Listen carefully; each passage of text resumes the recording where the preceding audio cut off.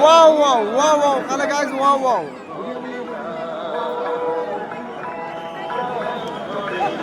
অবশেষে আমরা আবার এইদিকে রাস্তার দিকে ঘুরে গেলাম বন্ধুরা। কি বলবো আর ভিড়ের মধ্যে যেতে পারলাম না, খুব গরম। এখন ঘুরে ঘুরে আবার যাবো।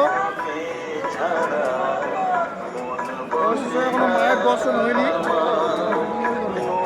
আমাদেরকেও দেখাবো মায়ের দর্শন।